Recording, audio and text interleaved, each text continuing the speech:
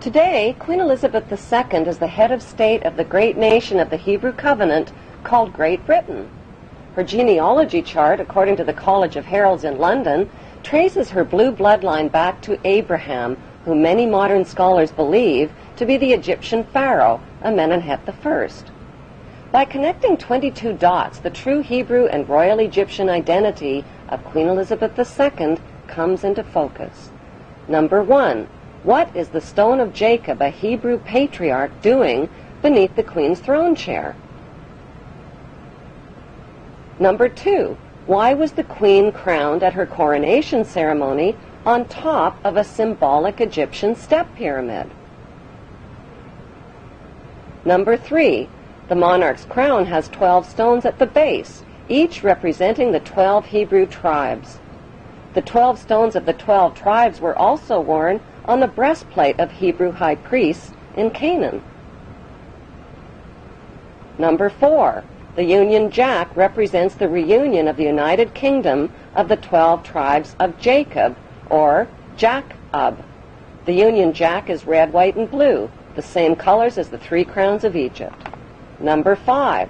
The royal scepter originates in ancient Egypt and was carried by the Egyptian god Amun and by Egyptian pharaohs, who called themselves the Son of God.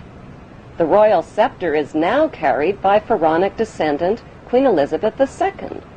Her scepter contains the world's largest cut diamond, called the Star of Africa.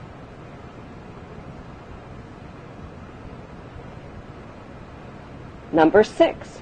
The Queen's punishing flail or whip is partially hidden under her arm. The flail or whip also originates with the pharaohs of ancient Egypt. Number 7. The symbol of the bee can be found within the Queen's royal wardrobe.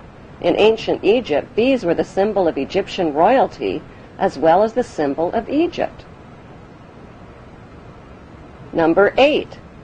The symbols on the British coat of arms reveal Britain's Hebrew origin. According to the Bible, the harp symbolizes the Hebrew King David. The biblical lion and unicorn holding up the shield symbolize the nation of Israel. The motto, Dieu et mon droit, means God and my right, indicating the divine right of the British monarch to an eternal throne. Number 9. The headdress worn by judges and the Queen's high-ranking officials originate in ancient Egypt.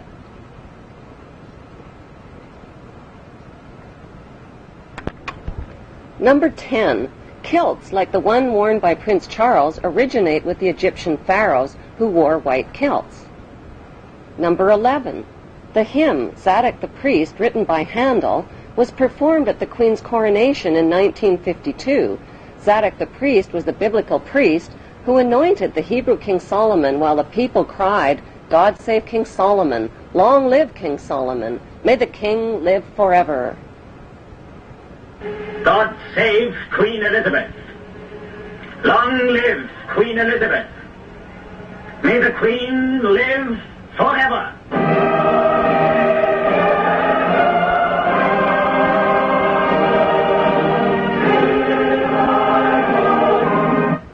Number 12. During the coronation ceremony, the Queen turns to face the 4 corners of the globe. The orb carried by the Queen represents the globe over which the monarch rules.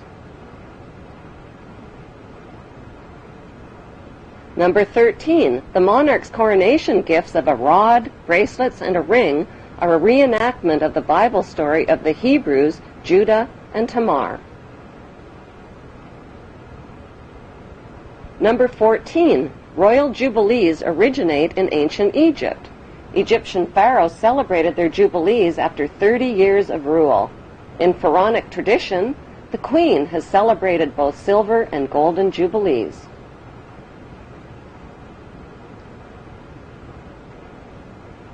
Number 15. Incest was practiced by ancient Egyptian royalty. Mothers married sons and brothers married sisters to keep the power and the money all in the family. Like their pharaonic ancestors, the British monarchy have a long history of incestuous inbreeding. Number 16. The corpses of deceased pharaohs were preserved and entombed beneath their pyramid temples. The corpses of 19 deceased British monarchs are also preserved in marble tomb slabs beneath the modern-day temple called Westminster Abbey.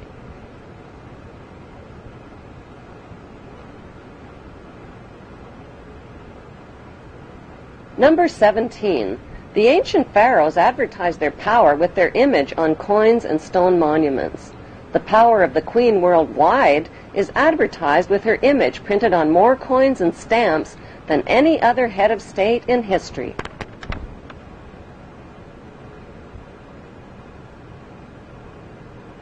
Number 18. The structure of government in ancient Egypt was a step pyramid model, with the Grand Vizier and priesthood one step below the pharaoh. Today's monarchy reigns using a much more sophisticated pyramid model of authority.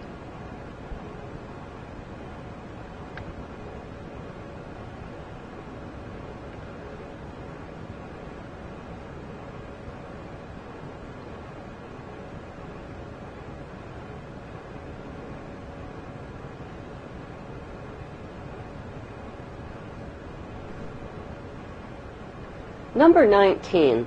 The Pope's headdress is strikingly similar to the headdress of the Egyptian god Amun. His bent cross resembles the scepter of Amun. Number 20. Like the Egyptian pharaohs, British monarchs wear signet rings, which over the millennia have been passed down from their Hebrew ancestors. Number 21. The British Mint recently printed legal tender coins called the One True Ring and the Ring of Power. On one side of the coin is Queen Elizabeth II. On the flip side is the ring from Lord of the Rings. These legal tender coins printed by the British Mint raise the disturbing question, who is the real Lord of the Rings? One ring to rule them all.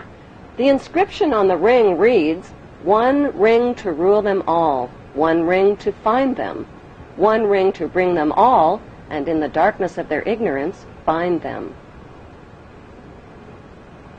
Number 22. The covenant that the biblical God gave to Abraham was a promise to make his name great and to make for him a great nation.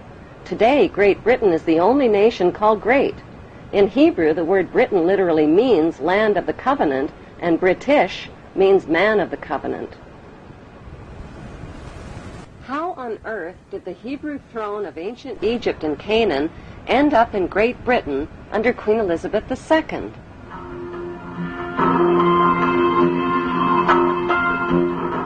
Historically, a series of powerful invaders, the Philistines, Assyrians, Babylonians, and Persians, conquered the land of Canaan, which the Hebrews called Israel. The Hebrew tribes of Manasseh and Dan joined forces and became the Macedonians, or Macedonians. They fled to Greece with their gold and their riches. They wore white kilts like the Egyptian pharaohs, played goatskin bagpipes, adopted the Greek culture, and settled along the river Danube, which they named after the tribe of Dan. By 322 BC, their leader, Alexander the Great, reconquered Egypt and appointed his general Ptolemy I as the new Hebrew pharaoh of Egypt.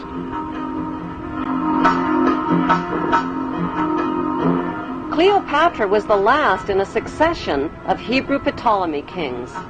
Although Cleopatra is considered to be the last of the Egyptian pharaohs, author Ralph Ellis claims that Jesus was the last of the Hebrew pharaohs of Egypt.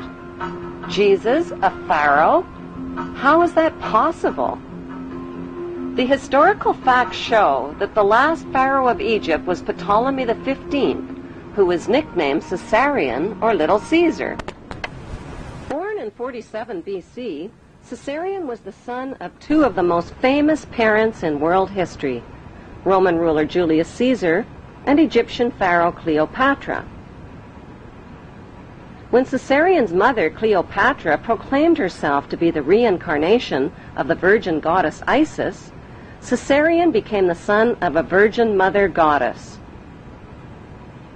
When Caesarion's father, Julius Caesar, was elevated to the status of God by the Roman Senate, Caesarion was recognized as the son of God and heir to God's kingdom, the Roman Empire.